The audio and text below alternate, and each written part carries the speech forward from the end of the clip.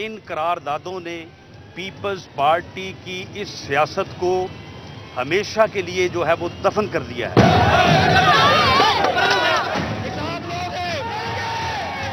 इस्लामाबाद मार्च करोगे?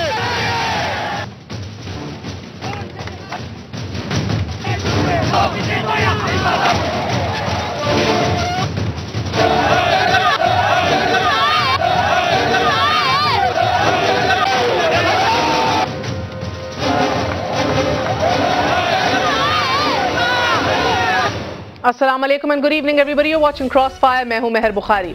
हजारों साल पहले की बात है कि मुल्तान के हुक्मरान हिरान याक शप्पू के बेटे परालदा ने अपने बाप की मर्जी के खिलाफ विष्णु भगवान की पूजा शुरू कर दी। हिरान ने अपने बेटे की इस हरकत को माफ ना किया और अपने ही लखते जिगर की जान लेने की कोशिश करने लगा। हर बार जब वो अपने बेटे पर वार करता तो भगवान विष्णु की ताकत परालदा को किसी न किसी तरह बचा लेती। एक दिन अपने महल में खड़े होकर उसने हैरान से अपने बेटे से पूछा कि बताओ मुझे कि विष्णु आखिर है कहाँ। बेटे ने एक सतून की तरफ इशारा किया। बाप अपने गुस्से को काबू में ना रख सका और इसने इस सतून को मस्मार करा दिया। जब सतून टूटा तो इसमें से विष्णु एक शेर के रूप में निकला और हिरान याक शप्पू को चीर फाड़ कर सहराओं में गुम हो गया। कहने को तो ये एक मिथ यानी कि हकायत है, लेकिन हकीकत ये है कि मुल्तान के यूसुफ रजा गिलानी ने यकजहती के सतून पर सराइकी सूबे के नारे का वार करके इसे तोड़ा तो इसमें से जो शेर निकला उसने वजीर आजम के ख्वाब को चीर फाड़ कर भावलपुर और जनूबी पंजाब में तकसीम कर दिया। एक तरह से लसानी बुनियाद पर नारा लगा तो भावलपुर से तारीख का जवाबी नारा उठा। सूबा परस्ती का ये शेर पहले पाकिस्तान मुस्लिम लीग नवाज के गले पड़ा था और अब पंजाब असेंबली की करारदाद के बाद पीपल्स पार्टी के नरखरे पर नजरें जमाए बैठा है। कौमी असेंबली की करारदाद अगर एक सियासी शोबदा थी तो पंजाब असेंबली की करारदाद शायद एक आईनी फंदा है कि जिसमें से पाकिस्तान पीपल्स पार्टी को आखिरकार निकलना ही पड़ेगा। जब इस करारदाद के मुताबिक एक कमीशन यानी कि नेशनल कमीशन जिसका एक तकाजा किया गया है वो बनेगा तो सूबों का भूखा शेर खैबर पख्तूनख्वा को भी पंजा मारेगा और बलोचिस्तान पर भी हाथ साफ करेगा। बात निकलेगी तो दूर तलक जाएगी।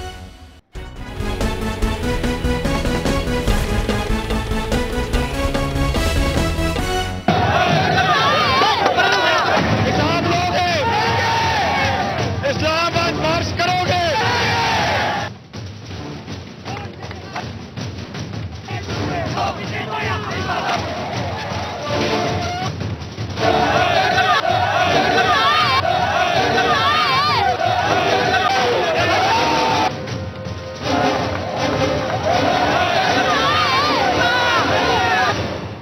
वापस आने का शुक्रिया। एक तरफ तो जलाओ घेराव हो रहा है और ऐसा कोई शहर शायद पंजाब का नहीं है कि जिधर बिजली के बहरान की वजह से आम आदमी और आवाम सड़कों पे नहीं है, तो दूसरी तरफ तवानाई के बहरान पर काबू करने के लिए सदर मुमलिकत आसिफ अली जरदारी अभी ऐवान सदर में उन्होंने एक इजलास तलब किया हुआ है और खबरें ये आ रही हैं कि नवीद कमर की भी सरजनिश हुई है कि 24 घंटों के अंदर अंदर लोड शेडिंग पर काबू पा लेना चाहिए। हमें सारी वो बुलंद बाग दावे और वो वादे भी याद हैं, थोड़ी ही देर में आपको सुनाएंगे, जब हर दफा तारीख दी जाती है अवाम को उसका हौसला फिर बुलंद करने के लिए, एक दफा फिर उसे उम्मीद देने के लिए। तो दूसरी तरफ शहबाज शरीफ साहब जो हैं वो इस्लामाबाद पे मार्च का ऐलान कर चुके हैं और कह ये रहे हैं कि काली पट्टियां बांधकर चोरों पर मार्च करेंगे। वफाक चोर है, सदर मुमलिकत चोर हैं कि जो पंजाब को बिजली से महरूम कर रहे हैं। इस पूरी सियासत के अंदर एक नई सियासत जो जन्म ले चुकी है वो है सूबों की और अब पंजाब असेंबली ने भी सूबों का नारा लगा दिया है। भावलपुर सूबे का भी तकाजा हो गया है, मुतफिका तौर पर करारदाद भी मंजूर हो गई है और जनूबी पंजाब के लिए भी। राना सनाउल्लाह साहब तो कहते हैं कि इसने पीपल्स पार्टी की सियासत को खत्म कर दिया। क्या वाकई ऐसा है और क्या फिर ये नारा लगाते हुए क्या वो खुद भी एतराफ कर रहे हैं कि सूबों का तकाजा सिर्फ और सिर्फ सियासत है और कुछ नहीं है। हमारे साथ मौजूद है मुस्लिम लीग नून के सीनियर रहनुमा राना सनाउल्लाह साहब, हमारा साथ दे रहे हैं आज तहरीक इंसाफ के रहनुमा महमूद और रशीद साहब, और हम सबके अजीज राजा रियाज साहब ने हमें ज्वाइन करना था, 3 दफा कंफर्मेशन दे के अभी वो गायब है, ना पीएसओ तक रसाई है, पीएसओ को रसाई है उन तक, ना ही अभी राना साहब मुझे लगता है उन तक पहुंच सक रहे हैं। जानने की कोशिश करेंगे राजा रियाज साहब अभी फैसलाबाद में किधर भटक रहे हैं थोड़ी ही देर में। आप सबका बहुत बहुत शुक्रिया। अस्सलाम वालेकुम। राना सनाउल्लाह साहब आप ही से आगाज करती हूँ। सबसे पहले आपसे ये जानना चाहूंगी कि ये करारदाद जो आपने पास की इससे आपको क्यों लग रहा है कि पीपल्स पार्टी की सियासत दम तोड़ गई है? देखें, सूबों से मुतल्लक पीपल्स पार्टी ने कोई 1 साल पहले जनूबी पंजाब में लोगों को लसानी बुनियादों के ऊपर, इलाकाई बुनियाद के ऊपर जो है वो उनके जज्बात से जो है वो खेलना शुरू किया था और इनका मकसद ये था कि जनूबी पंजाब के लोगों को इस मसले में मुब्तला करके तो हम अपनी जो लूट मार है, अपनी जो बैड गवर्नेंस है, उससे जो है वो ध्यान हटा के तो अगला इलेक्शन जो है वो इस बुनियाद के ऊपर लड़ें और इसको एक इलेक्शन स्टंट के तौर पे जो इस्तेमाल करना चाहते थे। शुरू दिन से यानी 1 साल से PMLN का भी ये मौक़िफ़ था और दूसरी जमातों का भी तकरीबन यही मौक़िफ़ था और हम इनको ये कह रहे थे कि देखें, बात ये है कि ये एक फेडरेशन का मामला है, ये मुल्क की सालमियत का मामला है। इसको आप इलेक्शन और वोट का इशू ना बनाएं, बल्कि इसके ऊपर आप एक संजीदा एफर्ट करें। अगर सूबे इंतज़ामी बुनियादों पे बनने चाहिए तो ज़रूर बनने चाहिए, कोई इसकी मुखालफत नहीं कर सकता, लेकिन उसके लिए आइन ने कोई तकरीबन 7 जगह पे आइन में अमेंडमेंट होनी है और अमेंडमेंट जो है वो आइन में वो इस तरह से तो नहीं हो जाती कि आप एक जलसा करें और वहाँ पे तकरीर कर दें, आप एक प्रेस कॉन्फ्रेंस करें और वहाँ पे बात कर दें। तो हम इनसे कह रहे थे कि आप बैठें, एक कौमी कमीशन तश्कील दें जिसमें तमाम स्टेक होल्डर्स हों, जिसमें तमाम जो जिन पार्टियों को पार्लियामेंट में नुमाइंदगी है वो भी हो और जो बाहर हैं वो भी हो, कानून पे नजर भी रखते हैं। मुझे एक बात समझा दीजिए, अब देखिए नेशनल असेंबली ने जब ये करारदाद पास की जनूबी पंजाब के हक में तो उसको आपने शोबदाबाजी कहा, आपकी जमात ने, आपने कहा इसकी कोई हैसियत नहीं है करारदाद की, जबकि नेशनल असेंबली और पीपल्स पार्टी का ये कहना था कि ये एक सेंस ऑफ द हाउस है। आज मैं ये समझना चाह रही हूँ, आइन के अंदर तो डायरेक्शन दिया हुआ है नया सूबा तश्कील देने के लिए क्या करना पड़ता है और सूबाई हुकूमत की क्या हैसियत होती है। आज जो मुतफिका तौर पे पंजाब असेंबली ने ये करारदाद मंजूर की है तो ये सेंस ऑफ द हाउस तो है ही है, मगर इसके साथ साथ इसकी कोई आईनी हैसियत भी है इस करारदाद की, बिकॉज एक सेंस ऑफ द हाउस मुतफिका तौर पे ये कह रही है कि हमारे सूबे को पंजाब, जनूबी पंजाब में जो है एक और सूबा उसके अंदर से कार्व आउट किया जाए। मैं वही अर्ज कर रहा था कि ये सिर्फ इस किस्म की शोबदाबाजी से ही वक्त जो है वो गुजारना चाहते थे और अगला इलेक्शन जो है वो इस बुनियाद पर लड़ना चाहते थे, जैसे उन्होंने कौमी असम्बली से जो है वो करारदाद पास की। एक संजीदा एफर्ट जो है वो नए सूबों को बनाने के लिए उस वक्त तक नहीं हो सकती जब एक आप कौमी कमीशन बनाएं, और कौमी कमीशन से मुराद ये है कि तमाम मुल्क की जो एक कौमी क़यादत है उसके ऊपर वो मुहित हो, उसमें तमाम जो है वो पॉलिटिकल पार्टीज़ खा पार्लियामेंट के अंदर हैं बाहर हैं वो मौजूद हों और एक कंसेंसस हो। ये पाबंदी है कि वो उसको तश्कील दे। देखें, बात यह है कि अगर वफाक ने सूबों से मुतल्लक जो है वो एक संजीदा एफर्ट करनी है और आइन को उन्होंने अमेंड करना है, क्या NFC का जो है वो फ़ैसला नहीं होगा? क्या NFC का फ़ैसला होने के लिए चारों सूबों की, दूसरे तीनों सूबों की राय नहीं चाहिए? क्या पानी का फैसला नहीं होगा? क्या जोग्राफियाई हदबंदी ये सराइकी सूबा कह रहे हैं, क्या डेरा गाजी खां में सराइकी नहीं बोली जाती, रोडी में सराइकी नहीं बोली जाती? उनकी जोग्राफियाई जो है वो डिमार्केशन कौन करेगा? ये इस तरह से करारदादों के जरिए तो नहीं होगी। एक कौमी कमीशन बैठेगा, वो इत्तेफाक राय पैदा करेगा। अब इसमें देखिए जनाब आला, मुझे समझ आ गई, मेरा सवाल समझिए। मैं जो आपको कहने जा रहा हूँ कि अब इस करारदाद के पास होने के बाद जो पंजाब असम्बली ने की है, और ओवरवेलमिंग नहीं बल्कि 100% मेजॉरिटी से की है, पीपल्स पार्टी ने भी इंडोर्स किया है, क्यों लीग ने इंडोर्स किया है, अब इनको या तो कौमी कमीशन बनाना पड़ेगा। जब कौमी कमीशन बनाएंगे तो फिर नए सूबों की बात होगी, सिर्फ पंजाब की बात नहीं होगी। और अगर ये नहीं बनाते तो फिर कम से कम ये शोबदाबाजी जो है वो आप नहीं कर सकेंगे। अब ये इनका इलेक्शन स्टैंड नहीं रहा। अगर इन्होंने बात करनी हुई तो इनको अब संजीदा बात जो है वो टेबल पे बैठ के करनी पड़ेगी, जिस तरह से आपको पता है कि कंसेंसस के साथ इससे पहले आइन में अमेंडमेंट्स हुई हैं। बिल्कुल बिल्कुल, मैं अभी एक लॉ एक्सपर्ट को भी हम लेना चाहेंगे ऑन एयर कि मैं समझना चाह रही हूं कि इस करारदाद की आईनी हैसियत कोई है कि नहीं है, क्योंकि सूबाई असेंबली ने इसे मुत्तफिका तौर पे पास कराया है, एक सेंस ऑफ द हाउस तो है ही है, मगर इसकी और हैसियत मजीद क्या है ये जानने की कोशिश करेंगे। मगर महमूद रशीद साहब, पहले आपकी जानिब आती हूँ। अस्सलाम वालेकुम।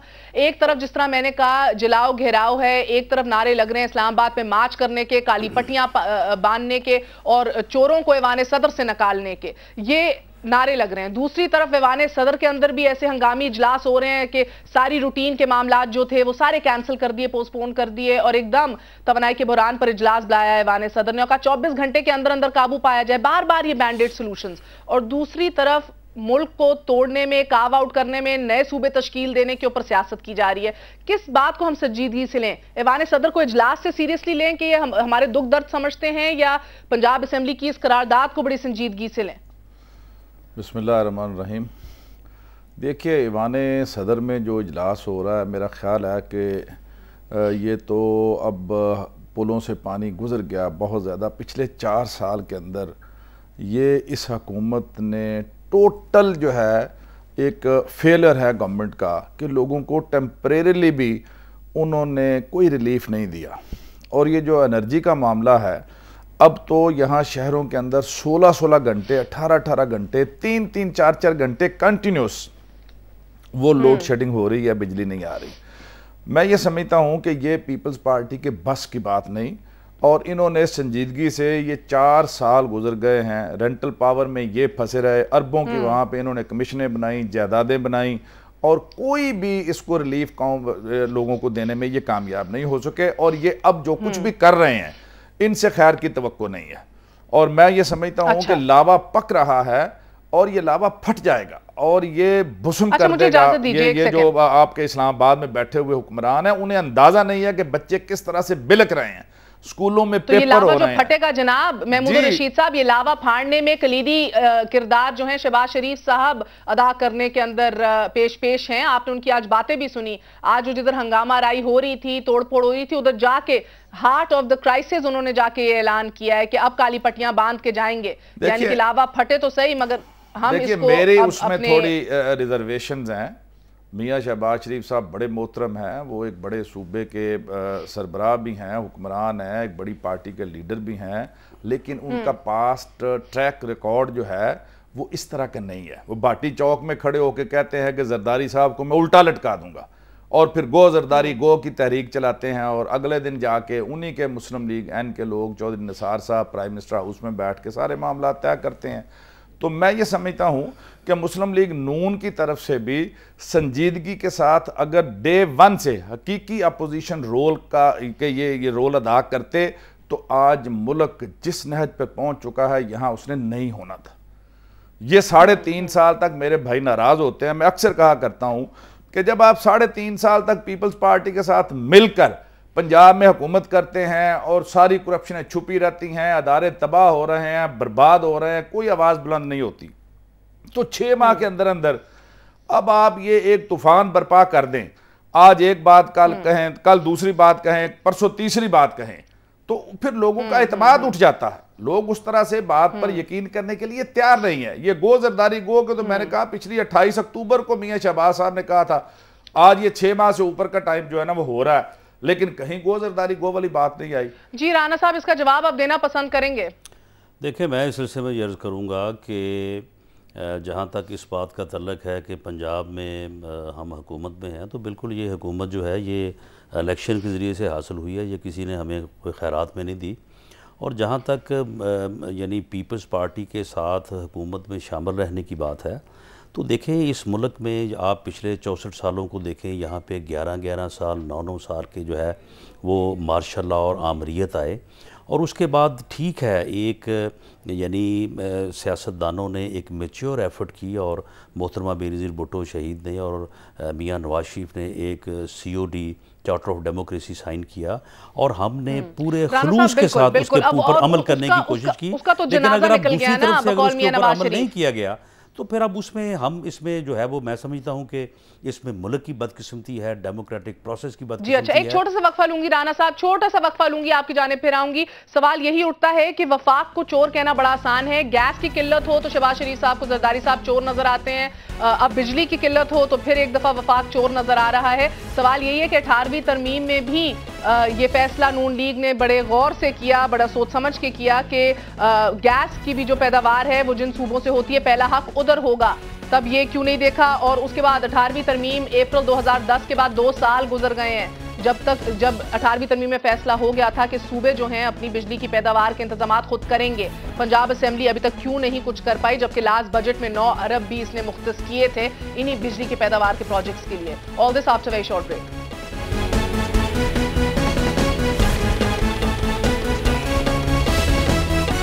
वापस आने का शुक्रिया। ये तो जानने की कोशिश करेंगे ही करेंगे कि पंजाब हुकूमत क्या सोचे बैठी है 18वीं तरमीम के बाद, कि जबकि 9 अरब भी मुख्तस कर दिए पिछले बजट में, 2 साल भी गुजर गए मगर कोई पैदावारी यूनिट सामने नजर नहीं आया। अलबत्ता ये जरूर है 3000 मेगावाट के मंसूबों पे काम जरूर किया जा रहा है, 2 साल में कुछ सामने नहीं आया, ये जरूर जानने की कोशिश करेंगे। मगर उस्मा बुखारी साहिबा भी हमारे साथ मौजूद हैं, भरपूर किरदार अदा करती हैं पंजाब असेंबली में, पीपल्स पार्टी की रहनुमा है। उस्मा साहिबा अस्सलाम वालेकुम, बहुत बहुत शुक्रिया।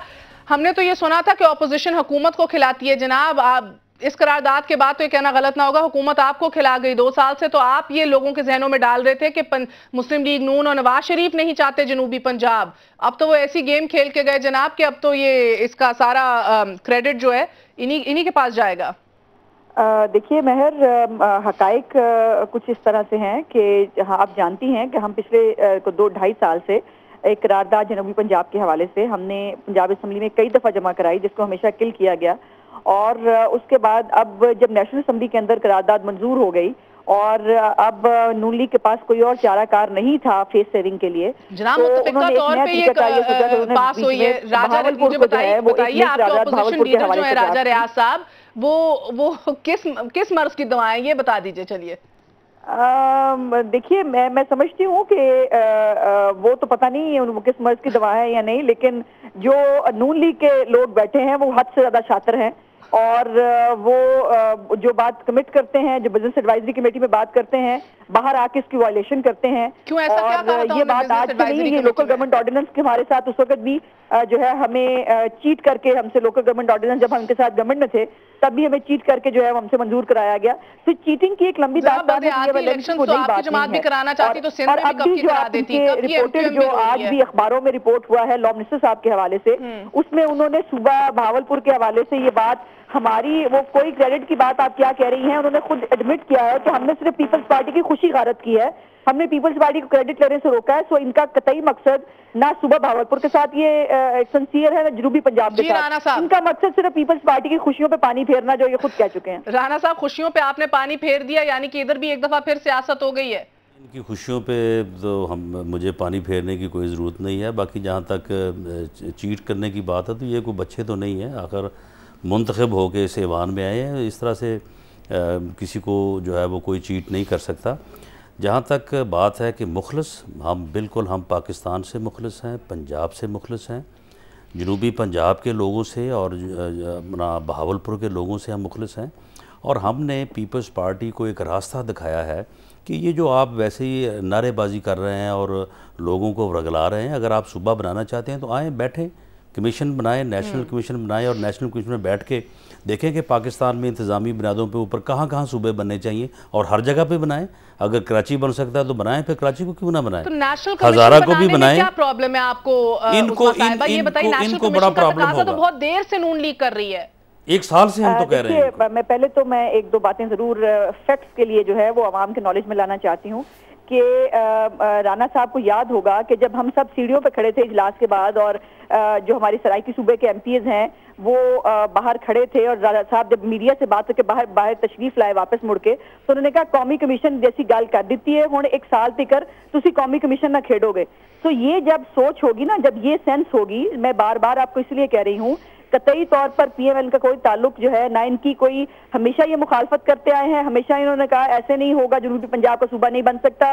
लेकिन जब नेशनल असेंबली के अंदर रेजोल्यूशन हो गई, इनको पता चला कि इनके हाथ से गेम निकल गई है, तो उसके ऊपर मैंने जैसे पहले भी कहा कि ये आज अखबारात निकाल के देख लीजिए कि उसमें राणा साहब के नाम से रिपोर्ट हुआ, मुझे नहीं पता ठीक है ये गलत है, राणा साहब बता सकते हैं, इनके नाम से रिपोर्ट हुआ है कि हमने पीपीपी को जो है वो हमने उनको जो है सियासत में एक नया जो है वो हमने रुख दिखा दिया है और इनकी खुशियां हमने गारत कर दी हैं। ये एक्सप्रेस से भी आज रिपोर्ट हुआ है, मुख्तलिफ अखबारात में रिपोर्टेड है। ये इसका जवाब नहीं, ये बात तो मैंने बिल्कुल नहीं की। हाँ, मैंने ये ज़रूर कहा कि वो इलेक्शन स्टंट जो पीपल्स पार्टी अगले इलेक्शन में जो है वो जनूबी पंजाब के लोगों को वरगलाने के लिए और उनसे वोट हासिल करने के लिए जो है वो इस्तेमाल करनी चाहती थी, वो ऑप्शन जो है वो हमने अब छीन लिया है। अब इनको सूबे बनाने से मुतल्लिक जो है वो संजीदा काम जो है इलेक्शन कमीशन में बैठ के करना पड़ेगा और अब ये शोबदाबाजी जो है वो नहीं चलेगी। बाकी मैंने और इसके अलावा अगर कोई बात रिपोर्ट हुई है तो मेरा ख्याल है वो किसी की अपनी सोच होगी, इससे ज़्यादा मैंने कोई बात नहीं की। जी महर, इस पे मैं ज़रूर कमेंट करना चाहती हूँ कि अब ये राजा साहब की स्टेटमेंट से भी आप अंदाज़ा लगा लीजिए कि ये किसी सूरत में भी अगले इलेक्शन से पहले जनूबी पंजाब का सूबा नहीं बनने देना चाहते, इसकी क्या वजह है? अगर अगले इलेक्शन से पहले जनूबी पंजाब का सूबा बन जाए, जो लोगों की वहाँ डिमांड है, तो इसका मतलब है कि पीएमएलएन सीरियस नहीं है और वो नहीं बनने देना चाहती। क्या है, मैं तो ये जानना चाह रही हूँ, आप क्यों नहीं एक कौमी कमीशन बना लेते? कौमी कमीशन बनाने में क्या प्रॉब्लम है? 18वीं तरमीम में भी एक कमीशन हम लोगों ने बनाया और एक हफ्ते में फैसला कर लें।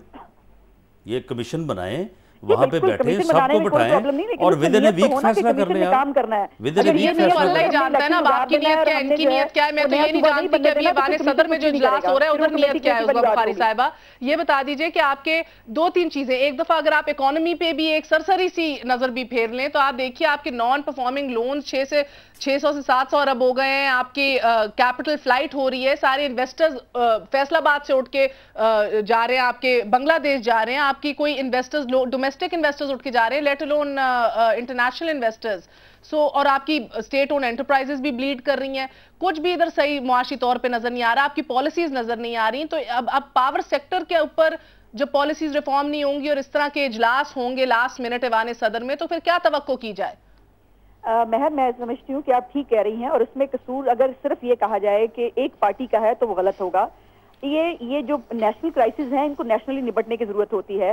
जब एक दफा तय हुआ और तमाम सूबे जो है उन्होंने 2 छुट्टियां कर ली, लेकिन पंजाब जो है उसने नहीं माना और वो उसके ऊपर फिर उन्होंने वो किया कि मैं नहीं मानता। और जब पूरी दुनिया को ये नजर आएगा ना महर कि इस मुल्क के अंदर जो है वो आम आदमी के मसाइल जो है वो किसी का एजेंडा ही नहीं है, पहले जज बहाल कर लो, फिर ये फलाना काम कर लो, फिर फलानी तरमीम कर लो, फिर ये तो भाई आम आदमी तो इशू ही नहीं है। और पहले कहा जज बहाल हो जाएंगे तो सारे मसले हल हो जाएंगे, फिर कहा कि जी ये तरमीम हो जाएगी तो 3 दफा तो आप क्लेम करती हैं कि आम आदमी के मसाइल आपके लिए एक इशू है। नहीं हुआ और इन्वेस्टर्स को जब नजर आ रहा है कि इन्होंने सिर्फ आपस में झगड़ा करना है और ये सिर्फ गवर्नमेंट को डिस्टेबलाइज करना चाहते हैं आपस में, तो माफ कीजिएगा यहाँ कोई इन्वेस्टर नहीं आएगा। यानी कि आप सारा का सारा इसका मलबा नून लीग के सर डाल रही है। मैं आपकी जानिब आती हूं, मैं फैक्ट्स बयान कर रही हूँ जिसके ऊपर भी जाएं, और ये फैक्ट है कि हम एज ए नेशन हम अपने मुल्क के लिए वो नहीं कर रहे जो हमें करना चाहिए। महमूद रशीद साहब, आप कहते हैं कि मुस्लिम लीग नई हुकूमत को इस सतह पर लाई है, इस लेवल तक लाई है और आधी से ज्यादा जो सारी गलतियां कोताहियां हैं मुस्लिम लीग नून भी उसके अंदर शरीक है, तो पीपल्स पार्टी तो कहती है कि हमारी सारी गलतियां जो है वो नून लीग की वजह से हैं। देखिए मैं ये समझता हूँ कि उस्मा बहन मुझे आप बात करने दीजिए। शामिल है, मुल्क हम सबका है, सिर्फ पीपल्स पार्टी का मुल्क नहीं है। आपने कहा मुझे अब इंटरप्ट ना करें, मैंने इनकी बात सुनी है ना। मैंने कहा कि जब आपको हर वक्त जिस दिन से ये गवर्नमेंट आई है उस दिन से ये गवर्नमेंट जाने की बातें हो रही है, इसके कुर्रे निकल रहे हैं, ये आज जा रहे हैं, ये कल जा रहे हैं, जा तो नहीं रहना जनाब। आप बैठ के अपना काम कीजिए, सीधी तरह से इकोनॉमिक पॉलिसीज तश्कील कीजिए, अपनी गवर्नेंस बेहतर कीजिए कि ना कोई मेमो का जिन बोतल से निकले ना कोई और। मुझे सिर्फ बात तो करने दीजिए कि 200 बजट पिछले बजट में 200 डैम बनने थे छोटे पंजाब में, मुझे दिखाइए वो डैम कहाँ है। एनर्जी का एक नया महकमा बनाया गया था, मुझे बताएं उस एनर्जी के महकमे ने क्या किया है। हम तो गलत मान लिया, हम तो बहुत गलत है ना। किसी और को भी बोलने दें आप। दीजिए कि पिछले चंद साल से 280 अरब आप लोग लगा चुके हैं कि बिजली की पैदावार के मंसूबे और उनको बेहतर बनाने के लिए, बेहतर मंसूबे लाने के लिए 280 अरब आप लगा चुके हैं, जो इधर ऑन रिकॉर्ड है बिजली की पैदावार के निजाम को बेहतर बनाने के लिए। 280 अरब का कौन देगा? हमने तो 3500 मेगावाट बिजली ग्रिड में शामिल भी की है, लेकिन मेरा सवाल है प्लीज इन्हें कहें जरा किसी और को भी बोलने का मौका दें। ये इतनी ज्यादा करने पे मजबूर कर रहे हैं कि आपकी खुद की कारकर्दगी क्या है। पिछले 2 साल में उन्होंने जो बजट में वादे किए थे 200 डैम बनाने के, वो डैम कहाँ हैं? वो एनर्जी का महकमा क्या कर रहा है? इन्होंने 1 मेगावाट पंजाब में बिजली पैदा नहीं की। हमें भी तो इस बात का जवाब चाहिए। पिछले इसका जवाब जरूर दीजिएगा पंजाब के अंदर। मैं जवाब देता हूँ इस बात का। मैं पहले तो जो आपने बात की थी, मैं ये समझता हूं कि दोनों बड़ी पार्टियां वो यहां डिलीवर करने में आवाम को बिल्कुल नाकाम हो चुकी हैं, जिसका मुंह बोलता सबूत यह है। इसमें हम किसी को ज्यादा जिम्मेदार कह सकते हैं, किसी को कम जिम्मेदार ठहरा सकते हैं, लेकिन पिछले 4 साल के दौरान मजमूई तौर पर ये दोनों पार्टियां आवाम को रिलीफ देने में मुकम्मल तौर पर नाकाम हो चुकी हैं। ये शोबदाबाजियां तो चल रही हैं, सूबों की बातों के ऊपर भी सियासत हो रही है। 4 साल तो किसी को सूबा याद नहीं आया। अब ये इलेक्शन ईयर के ऊपर बिल्कुल जब इंतखाबात सर पर खड़े हैं तो ये स्टंट के तौर पे पीपल्स पार्टी को भी सूबे की याद सताने लगी है। उसके जवाब में मुस्लिम लीग नून ने भी पत्ते खेलने शुरू कर दिए हैं। मैं इन दोनों पार्टियों से ये पूछता हूं कि महंगाई का हाल क्या है, आम आदमी का हाल क्या है, बेरोजगारी कहां पहुंच गई है, बिजली की लोड शेडिंग, गैस कोई नहीं, अमन कोई नहीं, सुकून कोई नहीं, चारों तरफ से करप्शन के अंबार लगे हुए हैं। ये मेरी बहन जो उज़मा बुखारी हैं, ये इतनी दावे कर रही हैं तारीख की जो बदतरीन गवर्नेंस हो सकती है वो इस पार्टी ने हमें इस वक्त दी है।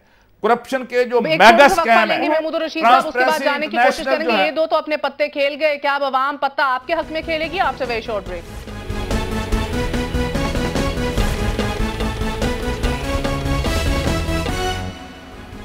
जी राना साहब, आप जवाब देना चाहेंगे कि क्यों नहीं अभी तक पंजाब हुकूमत जो है एक भी मेगावाट पैदा कर सकी? 3000 मेगावाट्स के प्रोजेक्ट्स का तो हम भी सुनते आ रहे हैं 2 साल से, मगर अभी तक कुछ सामने मंजर आम पर क्यों नहीं आया? कितने मंसूबों की फीजिबिलिटी रिपोर्ट आपने तैयार कर ली है? देखिए, बात यह है कि आपने खुद भी कहा है कि 3000 मेगावाट के ऊपर पाकिस्तान मुस्लिम लीग नून की गवर्नमेंट जो है, पंजाब गवर्नमेंट काम कर रही है और इस हिस्से में हमने एनर्जी डिपार्टमेंट जो है वो भी बनाया है। लेकिन मैं आपको ये बात बता दूं कि एक तो यानी बिजली का निज़ाम जो है वो वफाकी हुकूमत के हाथों में है, उसकी डिस्ट्रीब्यूशन सारी इनके पास है, उसका रेट्स नेपरा ने इन्होंने तय करना होता है, और किसी भी प्रोजेक्ट की मंजूरी का जो मरहला है उसका जो यानी लिख के जो उसका टाइम है वो 12 से 18 माह तो उसकी जो है वो मंजूरी के लिए चाहिए। और कोई भी प्रोजेक्ट, खा वो कोल पे हो, गैस पे हो, हाइडल हो, वो उसकी जो तकमील का पीरियड है वो 3 से 5 साल है। ये बिजली के जो यानी प्रोजेक्ट्स हैं, इनमें से कोई भी ऐसा नहीं है कि जो 3 माह में या 6 माह में या 1 साल में कोई मुकम्मल कर ले और दिखा दे कि जनाब ये हम बिजली बना रहे हैं। हम इसके ऊपर काम कर रहे हैं, इन प्रोग्रेस हैं, और इस टाइम लाइन के साथ जो है ये बिल्कुल मंसूबे सामने आएंगे और पंजाब जो है इंशाअल्लाह ताला 3 से 5000 मेगावाट जो है वो बिजली पैदा करने के काबिल होगा। लेकिन इसके लिए कम से कम 3 साल या 5 साल का अरसा जो है वो दरकार है और इसके ऊपर हम काम कर रहे हैं। जी उज़मा साहिबा, आपने सुना, इनको वक्त दरकार है, वही वक्त जो आपकी हुकूमत भी मांगती है बार बार। वरना तो हम राजा परवेज अशरफ से लेके अपने वजीर आजम तक सुनते आ रहे हैं कि बस अब बिजली खत्म हुई तो अब बिजली खत्म हुई। नवीद कमर साहब भी वही गुन गाने शुरू हो गए, आज उनकी सरजनिश भी की गई है। तो वक्त आपके लिए जायज, उनके लिए नाजायज? मैं बहर एक बात का मैं इजाफा कर दूं, उसके बाद बुखारी साहब मुझे बात करें। मैं एक बात, इस वक्त जो मौजूदा बहरान है उसका एक ही हल है कि सरप्लस डेट जो है उसको क्लियर किया जाए और लोड शेडिंग खत्म की जाए। मंसूबे हैं उनके लिए 3 से 5 साल का अरसा दरकार है, तब हमारे लिए तो वो गुनाह अजीम रहा। और शहबाज शरीफ साहब जो है मुजाहिरीन को जाके उकसाते हैं और उन्हें जो है अपने एमपीएस को आगे लगा के उनसे चीजें तुड़वाते हैं, और तब वो गलत है, जब वो जायज है। लेकिन अब जब अपनी बारी आई है तो तब इनको 3 साल 5 साल याद आने शुरू हो गए हैं, पहली बात। और दूसरी बात यह है कि महमूद रशीद साहब अभी बात करते हुए उन्होंने, मैं उनको सिर्फ इतना मशवरा देना चाहती हूँ कि भाई है मेरे, लेकिन जरा बात करते हुए लफ्जों का चुनाव मुनासिब होना चाहिए।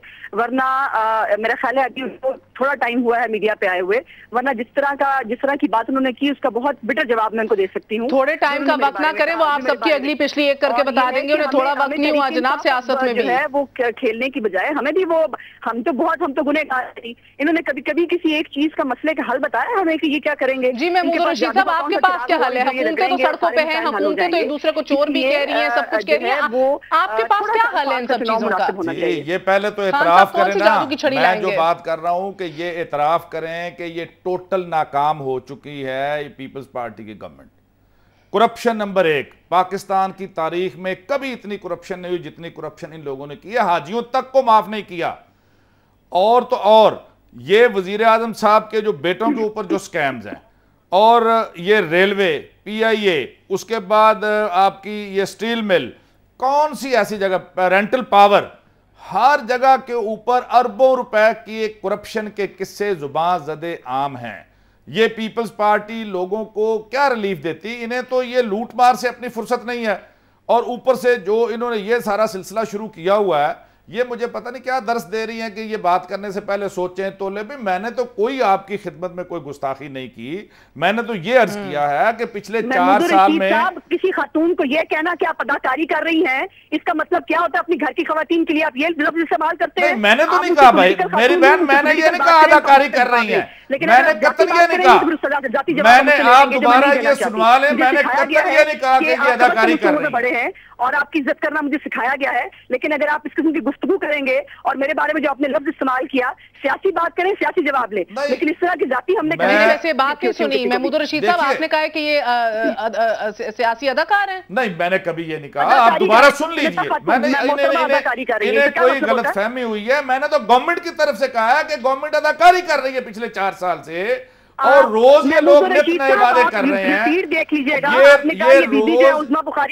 ये कह रहा हूं, नहीं मैंने कतन की बात नहीं की। के लिए भी ऐसे अल्फाज इस्तेमाल नहीं करते होंगे। मेरी बहन, अगर आपको आप हर्ट हुई है तो मैं सॉरी कर देता हूं, जवाब देने के लिए तैयार हूं। मैंने इस सरकार से ये बात नहीं की। आपको पलट के वो जवाब दूंगी जो मैं नहीं देना चाहती। चलो वो क्लियर कर रहे हैं ना, आपको नहीं ये कहा, मैंने आपको ये बात नहीं की। अगर आपको ये बुरी लगी मेरी कोई बात तो मैं उस पर सॉरी करता हूं। मैंने कतन, मेरा मकसद ये नहीं कि मैं आपकी खुदा ना खास्ता इस तरह से आपकी कोई तज़ीक करूं। मैं तो आपकी गवर्नमेंट की बात कर रहा हूं कि पिछले 4 सालों में ये अदाकारी और शोभाबाजी मैंने कहा, जवाब में देने के लिए तैयार हूं। बिल्कुल, आपने शोभाबाजी की है पिछले 4 साल में। देखिए, एक तो सिर्फ आपके कह देने से तो बात साबित नहीं होती ना। उसको जिसने भी कोर्ट्स मौजूद हैं, जो आजाद अदलिया है इस वक्त आपके बकौल, और वो जो है वो तमाम केसेस उसके ऊपर परसू कर रहे हैं। जो रेंटल पावर पे हुआ या उस पे हुआ, हमारे तमाम लोग कोर्ट में जा रहे हैं। कौन सा बंदा है जिसको कोर्ट में बुलाया नहीं गए हैं? और जो मैं करप्शन को कभी डिफाइन नहीं करती, और अगर किसी ने कुछ गलत किया है, यकीनन कोर्ट देख रही है, किसी ने कुछ गलत किया होगा तो सजा मिलेगी। अहमद सईद काज़मी आज भी जेल में है। मुझे इजाजत दीजिए, एक सेकंड इजाजत दीजिए, एक सेकंड इजाजत दीजिए मुझे। जी जी, राणा साहब, राजा परेश जो है वो अंडर इन्वेस्टिगेशन है, जो उनको कहा गया है वो अभी कहीं मुजरम साबित नहीं हुए भाई साहब। और ये आप डिग्री नहीं जारी कर सकते, जो है अदालत की डिग्री अदालत को जारी करनी है। एक से राणा साहब, मुझे इजाजत देंगे आप, अगर के पहले मियां साहब का, छोटे मियां साहब का मलबा और गुस्सा निकला सारा जरदारी साहब पे, वो खुद दम तोड़ गया गुस्सा, ठीक है, तहरीक ना चल सकी गो जरदारी गो। अब गो गिलानी गो की है, अब देखेंगे कि इसका मंतकी इंजाम क्या होगा। मगर आज फिर एक दफा बरस पड़े शहबाज शरीफ साहब, आसिफ अली जरदारी पे। मैं जानना चाह रही हूँ, जब आप तनहा असेंबलियों में भी हैं और सड़कों पे भी हैं, क्योंकि ना असेंबली में आपका JUIF साथ दे रही है नारे लगाने में, और ना बाहर जमात इस्लामी या तहरीक इंसाफ आपका साथ सड़कों पे दे रही है, तो आप किस हद तक पहुंच सकेंगे हुकूमत को, पीपल्स पार्टी को इख्तिदार से हटाने के लिए, या आसिफ अली जरदारी को निकालने के लिए वाने सदर से, या वजीर आजम को इस कुर्सी से हटाने के लिए, या महज ये नारे ही हैं? ये महर इनका वजीर आजम हाउस से और प्रेसिडेंट हाउस से जो बाहर निकलना या जाना है वो अब ठहर चुका है। जो हमने तहरीक शुरू की है, इंशाअल्लाह ताला सारे जो है वो इसमें आके जो है वो शामिल होंगे, और तहरीक जो है ये आगे बढ़ती रहेगी। जहाँ तक आप मियाँ शहबाज शरीफ साहब के गुस्से की बात कर रहे हैं, तो आप देखें बात ये है कि यानी ये कोई मामला, यानी इस तरह से तो यानी मामला डील नहीं होते। आप देखें कौमी कॉन्फ्रेंस हुई है, कौमी कॉन्फ्रेंस जो है वो वज़ीर आज़म साहब ने कहा, हमने उसकी मेज़बानी की। अब कौमी कॉन्फ्रेंस में जो फैसले हुए, और सबसे बड़ा ये फैसला हुआ कि लोड शेडिंग ठीक है, ये कमी तो है, लेकिन लोड शेडिंग जो है वो पूरे मुल्क में मसावी होगी। तो क्या इस फैसले के ऊपर अमल हुआ है? हम आज भी कहते हैं कि जी ठीक है, बिजली नहीं है, आप कहाँ से ले आएंगे? इस वक्त आप सर्कुलर डेट जो है वो जब तक आप ख़त्म नहीं करेंगे उस वक्त तक लोड शेडिंग ख़त्म नहीं हो सकती। लेकिन ये तो आपके बस में है ना कि आप इसको मसावी कर दें।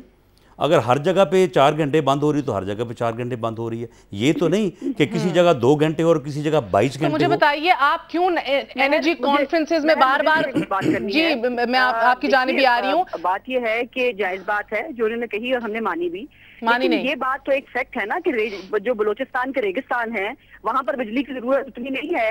पंजाब में यकीनन आबादी ज्यादा है और आबादी की वजह से यकीनन उसकी जरूरियात भी ज्यादा है।